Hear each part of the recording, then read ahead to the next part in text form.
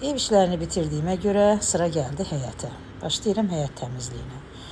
Gördüyünüz bu xoruz bütün həyəti pis günə qoyub. Oğlum alıb gətirib. Düzdür, yemək məqsədilə almayıb.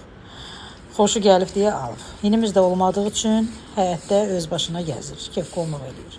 Bütün həyəti də pis günə qoyur. Ancaq yaxında onu qazanda görəsiniz. Çünki bu qədər də kef qolmaq olmaz. Başlayıram həyəti təmizləməyə. Həyəti daha doğrusu yumaqla başlayıram təmizləməyə. Sizi bilmirəm, ancaq mən həyəti süpürgə ilə təmizləməyi sevmirəm. Burada da bitkilərim var, onları da sulamağa çalışıram. Gözəl bitkilərim. Gözəl deyirəm, ancaq nə qədər gözəldir, biraz sorğulana bilər. Biraz gecəkdim bitkilərimi, ona görə də əmələ gəlmədilər. Demək ki, torpağı da yaxşı deyilmiş. Bu yaşıllıqlar, ağaçlar çox toz tutur. Hər gün demək olar ki, bunları, hər gün olmasa da demək olar ki, gün aşırı bunları yumağa çalışıram. Çünki həddindən artıq tozlu olurlar.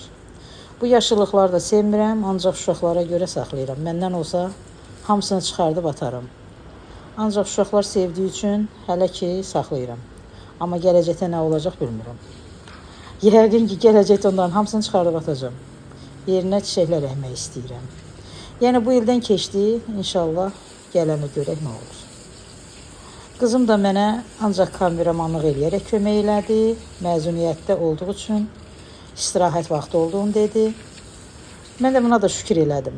İndi də dincəlirəm, hovuzun qırağında oturub. Bu arada kömək eləmədiyi üçün qızımı da istadıram.